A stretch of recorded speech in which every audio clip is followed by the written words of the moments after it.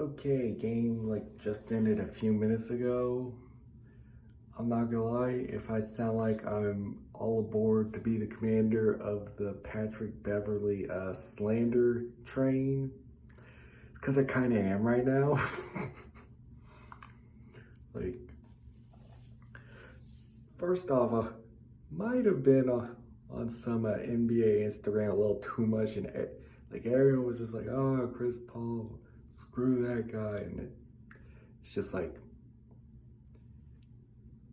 we're I guess I kind of get it, but I mean, you have the guy that's the master of fouling without fouling on the other team, right?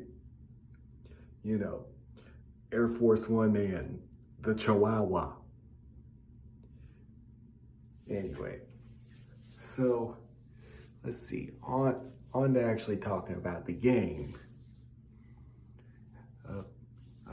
First off the gate, that little set law play for Bridges, but perfect. I mean, you'll love to see it. You'll love to see it. And generally, the Suns they were playing at a faster pace. They were getting into the paint in all sorts of ways. Yeah, there were some Aiton touches. There were a couple backdoor cuts. Just generally drives to the basket. Also, that opened up kickouts to shooters, and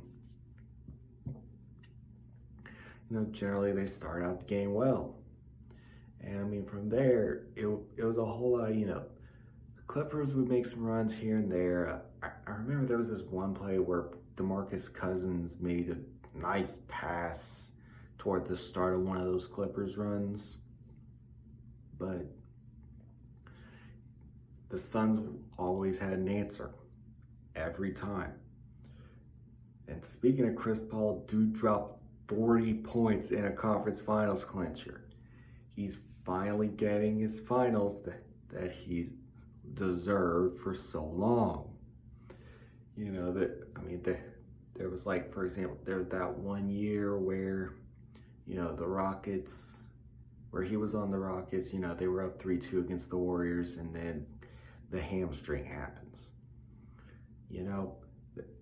There was that other series where he was with the Hornets. They went up 3-2 on the Spurs. No, they were up 2-0 and I think also 3-2 on the Spurs. That was the year Kobe had won MVP, but some may have said, well, I won't say it, but there's definitely a crowd that says, Kobe's one MVP should have come and won in Nash's seasons, and CP3 should have won the MVP that season. But again, we're not going to get into that today. He finally gets his trip to the finals. Speaking of Kobe, there was that possible trade to the Lakers where he would have been Kobe's teammate, where maybe he could have had some there, but again, that's water under the bridge at this point. Back to the game. There weren't many, a few standouts from the Clippers. Early on, Terrence Mann was a menace on the offensive boards. It didn't really sustain itself, but, that's Terrence Mann doing his Terrence Mann thing. Before Chris Paul started going crazy in the second half, it took a little while to get going. At first Patrick Beverly's defense was working, then he generally made him frustrated until that little shove, that one of the weaker moves I've ever seen. Yeah, Chris Paul was doing some flopping here and there, but there was nothing close to that level, And then the funniest part is when DeMarcus Cousins was trying to trash talk him as DeMarcus Cousins' season is ending, and meanwhile Chris Paul is about to head to the finals. You should have taken the 2-year, $40 million deal while you had it, DeMarcus. But again, that's water under the bridge. Anyway, so I haven't really looked into the Devin Booker news. not Devin Booker. We're switching gears because that game was pretty much, I mean, the Clippers made it close a few times, but there was never any time where it really felt like, well, there were times where it felt like the Clippers, okay, maybe they could go ahead. And then, like I said, the Suns always had an answer.